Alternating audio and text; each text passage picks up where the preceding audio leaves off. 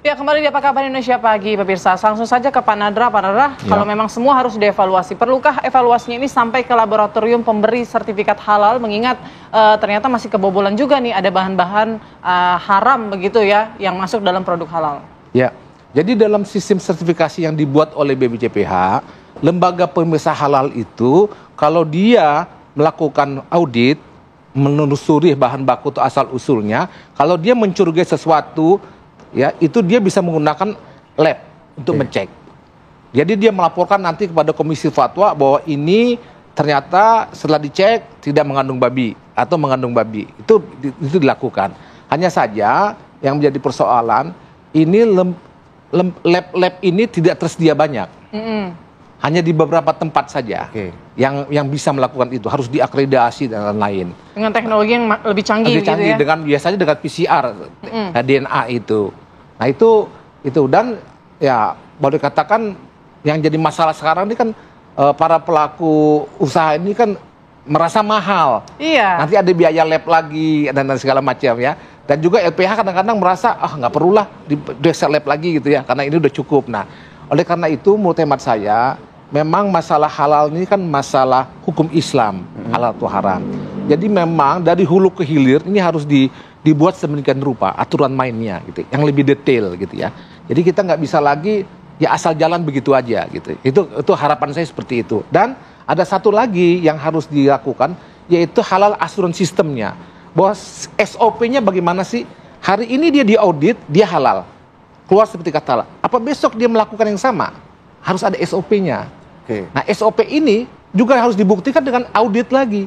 Nah, pengawasan BPJPH harusnya di sini. Nah, pengawasan langsung ke pabrik. Ya. Nah, karena apa? Karena sertifikat halal ini tadi dinyatakan seumur hidup. Sistem surveillance-nya itu tidak ada. Jadi setiap mau ngirim barang, cek lagi. Setiap barang baru, cek lagi. Setiap barang baru, cek lagi. Jadi jadi jangan sampai kebobolan gitu ya? Iya, nah itu tugasnya BPJPH, bukan tugasnya LPH. Jadi BPJPH sebagai pengawas, karena masyarakat ini LPH, kita nggak punya hak untuk melakukan pengawasan, kan pemerintah yang melakukan pengawasan. Kita nggak punya hak.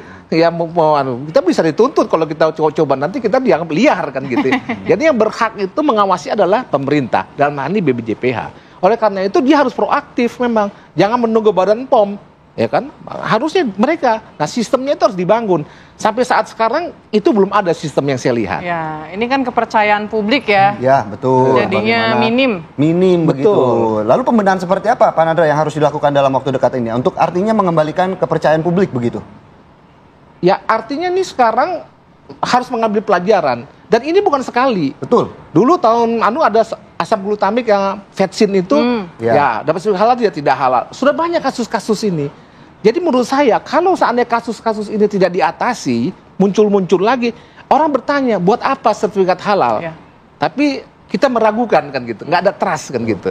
Nah, oleh karena itu saya mengusulkan bahwa penjaminan sertifikat halal ini harus dilakukan oleh pemerintah dengan pengawasan ketat. Lalu bagaimana peran masyarakat sekarang? Nah, saya menginginkan masalah sertifikat halal ini harus melibatkan ormas Islam. Karena ormas Islam ini ada sampai level kecamatan kepengurusannya. Oleh karena itu saya menganjurkan bahwa yang melakukan sertifikasi itu bukan BPJPH lagi, tapi adalah lembaga sertifikasi yang berbasis ormas Islam. Atau lembaga-lembaga seperti Sukovindo, SRI, dan lain-lain itu boleh melakukan. Atau lembaga pemerintah di perindustrian. Tapi jangan lagi BPJPH ini menjadi lembaga sertifikasi. Sekarang mereka lembaga sertifikasi. Berarti pintunya akan semakin banyak dong kalau nanti ormas yang akan mengeluarkan. Yang jadi pengawas oleh BPJPH. Kalau sekarang ini dia lembaga sertifikasi dan juga lembaga pengawas. Jadi ada conflict of interest gitu ya. Kalau yang lembaga sertifikasi ini banyak, tapi ada pengawasan ketat, itu akan jalan. Karena apa? Dari 63 juta usaha kecil dan ultramikro, itu baru 3 juta bersertifikat halal yang pengusaha. Jadi masih banyak sekali nih sebenarnya yang belum bersertifikat halal. Nah, saya sih berpendapat bahwa lembaga sertifikasi ini kembalikanlah kepada masyarakat. Kalau dulu MUI, LPPOM masyarakat, sekarang kepada ormas Islam. Serahkan, tapi dibuat aturan yang ketat sehingga BPJPH sebagai pengawas. Itu akan lebih bagus dan akan lebih cepat. Dan ormas Islam, umat Islam sendiri yang melakukan kontrol. Baik. Nah, itu kan lebih murah kan artinya. Oke. Jadi pemerintah nggak terlalu berat dibantu oleh ormas Islam. Gitu. Baik, Pak Nadar, kita ke Prof. Elvi lagi. Prof, kalau kita melihat bagaimana kualitas dari penguji ataupun lab-lab yang ada di Indonesia, apakah menurut Prof. Elvi sendiri sudah cukup mumpuni untuk kemudian mendeteksi kandungan haram dalam makanan, begitu? Jadi kondisi laboratorium halal di Indonesia itu sudah cukup baik perkembangannya, hanya memang belum banyak. Jadi masih terbatas lah, ada di beberapa lembaga tadi seperti Sukovindo di Bogor dan di Jawa Timur itu ada Sarasvati, kemudian di IPB, kemudian ada di Unpad, ya beberapa itu sudah memiliki uji halal. Hanya yang terstandar ISO tadi 17025 itu tidak banyak. Padahal kalau sebuah sertifikasi reguler, jadi ini kebetulan para pemirsa di rumah televisi TV One, ini yang ketahuan itu adalah sertifikasi halal yang jalur reguler. Reguler itu lebih banyak dilakukan oleh pengusaha menengah ke atas, jadi lebih ke perusahaan dan CV. Tadi Prof. Nadra sudah menjelaskan bahwa sekarang ini BPJPH kan juga sedang melakukan percepatan sertifikasi halal safe declare yang dilakukan oleh UMKM. Lah yang UMKM ini tidak ada pengujian lab, itu kadang-kadang yang masih harus sangat ketat ya didampingi. Kenapa? Karena untuk menentukan titik kritis keharaman ini hanya dilihat melalui berkas saja, jadi berkas bahan apa saja yang digunakan di dalam produksi dan lain-lain. Itu kadang-kadang tenaga pendamping halalnya itu belum begitu maksimal, mumpuni ya untuk mengetahui titik-titik kritis ini. Nah, kalau sertifikasi reguler oleh perusahaan ini karena kebanyakan adalah impor dan ternyata kami deteksi itu perolehan sertifikasi halalnya itu dalam rentang masa COVID waktu itu. 2020 sampai 2022. Barangkali saja karena masa COVID itu namanya audiensi, visitasi, akreditasinya itu melalui daring sehingga pengecekan dari bahan-bahan dari hulu sampai hilir tadi, dari bahan baku, processing, kemudian kalau laboratorium ini kan sangat penting karena hasilnya ini menentukan sidang fatwa dari MUI tadi yang diceritakan oleh Prof. Nadra.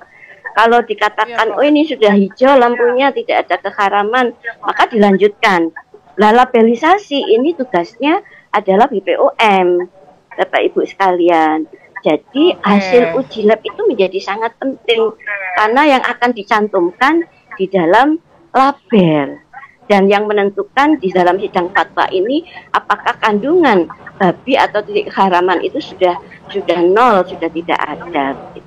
Nah tadi karena terbatasnya laboratorium di Indonesia, maka analisa biayanya juga memang relatif mahal untuk ukuran UMKM atau UKM menengah ke bawah.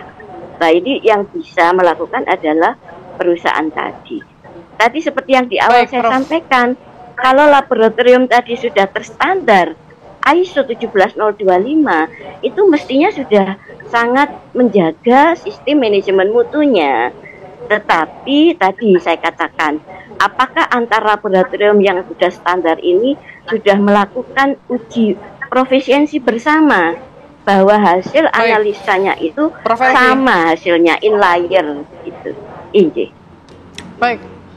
Baik Prof. Elvi, ini kita juga mau memantau ya pagi hari ini apakah masih beredar nih 9 produk-produk yang diduga ini atau bukan diduga lagi bahkan memang mengandung unsur babi begitu ya. Sudah ada rekan kami Josephine Kezia yang berada di sebuah minimarket.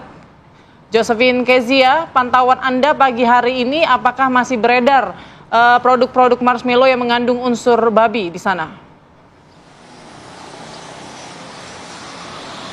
Ya Putri, Philip dan juga pemirsa, memang masyarakat beberapa hari ini dihebohkan dengan adanya temuan dari Badan Penyelenggara Jaminan Produk Halal dan juga BPOM yang menemukan adanya kandungan babi di dalam snack-snack berupa marshmallow, yang mana di dalam kemasannya memang ada logo halalnya, namun setelah diperiksa lebih lanjut ternyata ada kandungan babi di dalamnya. Tadi kami juga sempat memeriksa ke sejumlah minimarket di kawasan Jakarta Timur, ini memang sudah ditarik dari peredaran, dan kami juga sempat menanyakan kepada pegawai di minimarket, memang sudah ditarik sejak beberapa hari lalu, sehingga kami memang tidak menemukan adanya produk-produk marshmallow yang mengandung unsur babi di dalamnya.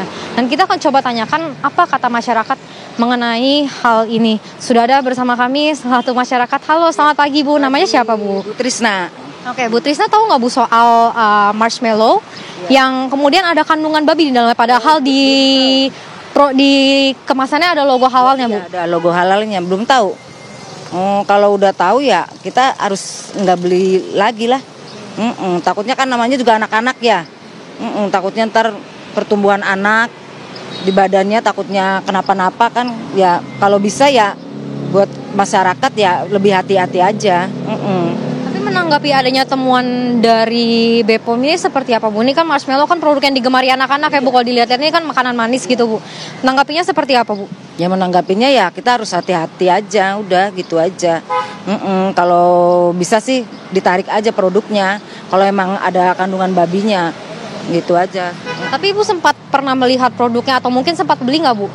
Sempat, kemarin pas pulang kampung kita beli, iya, anak aku beli. Beli. Anaknya umur berapa Bu? Umur 12 tahun. Iya. Berarti lagi senang-senangnya dengan makanan manis seperti itu ya? Iya, anak kecil kan lagi senang-senangnya. Kalau tahu tuh begitu ya kita nggak boleh beli lah. Kalau ada kandungan babinya, gitu aja sih. Tapi ini kan Ibu kan kita tahu baru mau belanja nih Bu. Tadi sempat lihat di dalam Bu? Belum, aku belum sempat masuk. Iya, ngantar teman juga sih di dalam. Tapi kalau melihat selain di tempat yang di kampung kemarin, kalau di Indomaret yang di sekitar sini, maksud kami di minimarket di sekitar sini, apakah ada menemukan Bu marshmallow yang diperkirakan yang ditemukan ada kandungan babinya? Oh, ya nggak tahu ya. Ya soalnya kan kita jarang beli juga, tapi ada beli gitu. Tapi nggak tahu belum di sini masih ada nggak. Kalau di kampung masih ada di tempat-tempat ini, iya. Oke, mungkin Bu terakhir harapannya seperti apa Bu? Ya harapannya ya hati-hati aja. Kalau bisa ya kalau ya memang ada produk begitu, ada kandungan babinya, ya kita harus lebih hati-hati dan kalau bisa ya ditarik lah. Ya udah iya. Baik, terima kasih banyak atas waktunya Bu Trisna. Selamat melanjutkan aktivitas. Nah, baik itu dia Philip, Putri dan juga pemirsa. Ini memang masyarakat banyak yang belum mengetahui adanya penemuan dari BPOM dan juga Badan Penyelenggara Jaminan Produk Halal mengenai adanya temuan kandungan babi di dalam snack yang berupa marshmallow. Yang tentunya ini digemari oleh anak-anak dan juga orang tua ini seringkali membelikan untuk anak-anaknya. Dan tentunya ini menjadi perhatian untuk kita semua tentunya. Dan tentunya kita akan sama-sama melihat apakah seperti apa. Dan tadi kalau kami melihat ke dalam ini memang tidak ada 9 produk yang di-list. Ini tidak ada lagi diperjualbelikan di sejumlah minimarket di kawasan Jakarta Timur. Demikian, kembali ke studio. Baik, terima kasih Josephine Kezia atas laporannya. Beruntung ya bergerak cepat seluruh minimarket untuk menarik produk-produk yang terindikasi mengandung kandungan haram meskipun bersertifikasi halal. Mengandung apa? Haram. Oh ya, mengandung Gitu. babi gitu ya. Babinya jangan ke sini, jadi salah arti nanti. Langsung ke Pak Nadra. Pak Nadra, mungkin untuk memberikan efek jerah, sejauh ini apa hukuman yang bisa diterapkan kepada para penjual yang ternyata dalam tanda kutip nakal? Ya, kalau di Undang-Undang Jaminan Produk Halal tahun 2014 itu denda administrasi. Tetapi kalau di Undang-Undang Perlindungan Konsumen dan Undang-Undang Pangan, itu yang saya baca itu bisa kurungan. Sampai ke pidana. Ya. Tapi kayaknya sangat jarang untuk sampai ke pidana. Nah inilah yang maksud saya, bagaimana penyelesaiannya kadang-kadang kita nggak tahu. Secara adat? Mungkin secara adat. Artinya begini, kita sebenarnya ingin para pengusaha itu ada efek jerah. Oke. Dan harus melihat bahwa ini bentuk perlindungan konsumen. Betul. Ya. Dan kita sudah berani ada wajib sertifikat halal. Kan wajib itu kan kalau tidak dilakukan salah. Nah oleh karena itulah muktamad saya, ini tugas berat pemerintah sebenarnya. Apalagi sekarang BPJPH tuh levelnya udah setingkat menteri gitu ya. Tetapi kantornya tidak ada di daerah-daerah.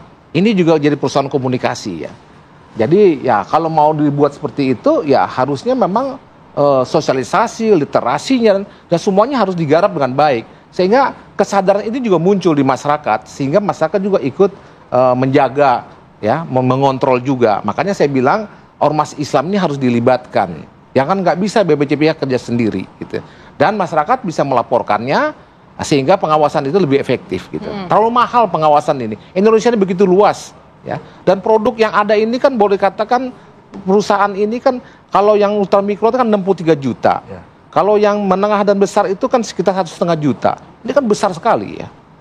Bukan kerja mudah menurut saya. Untuk usia ataupun jangka waktu sertifikat halalnya, apakah Anda seumur hidup sekarang? Tapi Anda punya apa ya, usulan mungkin rekomendasi untuk dibikin mungkin per tahun misalnya. Ya, kalau di undang-undang itu dulu disebut 4 tahun sekali. Dulu waktu MUI 2 tahun sekali. Dengan harapan bahwa itu untuk mengingatkan terus bagi pengusaha. Tapi isu yang bergeser adalah jangan sampai sertifikat halal ini menimbulkan biaya kepada pengusaha sehingga dibuat seumur hidup. Padahal kalau di ISO itu lebih mahal daripada sertifikat halal. Sifat-sifat lain lagi. Nah, jadi dan lebih sulit lagi. Lebih sulit lagi dan perlu bayar konsultan dan lain. Jadi kadang-kadang saya juga tidak mengerti kalau isu sertifikat halal ini suka dikaitkan dengan mahalnya gitu ya. Nah, oleh karena itu menurut hemat saya memang kita harus menundukkan masalah ini secara objektif lah ya, secara fair gitu ya. Sebenarnya bagaimana sebenarnya sistem pengawasan, sistem sertifikasi dibuat sistem yang baik gitu. Dan sekarang ini IT digitalisasi harus berkembang. Ya, Pak Nadra, kalau yang sudah terlanjur mengkonsumsi gimana dong Pak Nadra? Ya kalau orang nggak tahu kan hukumnya bebas ya. Yang berdosa ya BPJPH. Baik, jadi, Prof. Pak Nadra yang ngomong ya, saya lupa saya. Jadi saya bilang dengan kepala BPJPH, saya pernah bertemu, ya Anda hati-hati, Anda yang masuk neraka duluan. Karena Anda yang menjaminkan kan gitu. Betul. Ya saya terus terang aja ngomong begitu. Karena ini halal atau haram itu hukum. Jadi jangan sampai, dan kalau dalam Islam itu dia doanya nggak diterima sampai 28 hari gitu ya. Jadi ini berat sebenarnya gitu. Oke, baik. Mungkin terakhir Prof. Elvi, tanggapannya dengan fenomena ini, harapannya sedikit saja.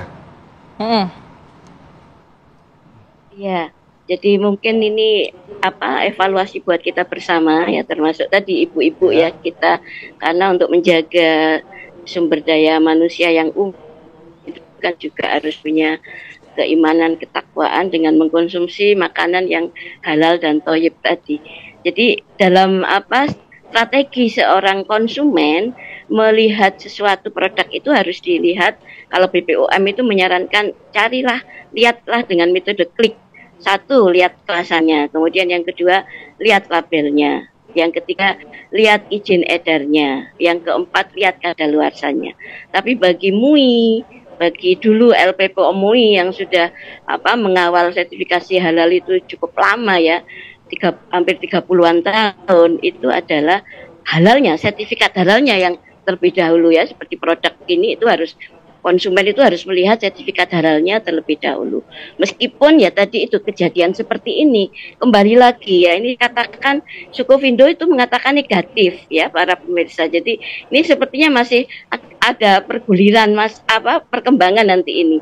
Bisa jadi perusahaan tadi menanyakan kembali apakah uji yang dilakukan oleh BPJPH dan BPOM itu memiliki standarisasi uji yang sama dengan yang dilakukan oleh Sukovindo. Tetapi saya menekankan di sini, maka para konsumen dan bangsa kita itu harus mengutamakan produk dalam negeri. Karena ini terbukti bahwa yang kejadian seperti ini didominasi karena itu adalah produk impor. Jadi carilah produk halal yang produksi dalam negeri. Yang kedua, kalau bisa kita kenal produsennya dari tetangga sendiri, dari saudara sendiri. Mudah-mudahan ini menjadi tips yang efektif ya untuk mencegah terkonsumsinya kita dari barang yang haram. Terima kasih. Baik, Prof. Elvi. Semangat, terima kasih atas penjelasannya. Dan tentunya kita berharap juga ya, Prof, ini menjadi produk terakhir yang ditarik begitu ya, ada 9 dan tidak lagi beredar kandungan-kandungan haram dalam makanan yang halal. Ya, terima kasih Prof. Elvi dan juga Pak Nadra. Ya, terima kasih. Ini mudah-mudahan ini bisa lebih memperjelas masyarakat lah. Betul. Jangan dengan ada acara ini menjadi tambah gaduh. Gitu. Semoga tidak ada lagi kandungan taruh. Saya kalau ngeliat bajunya Putri soalnya pink, jadi mendingan kandungan haram aja. Pas banget kalau saya ngomong babi nanti takutnya jadi salah diksi saya. Terima kasih Pak Nadra dan juga Prof. Elvi.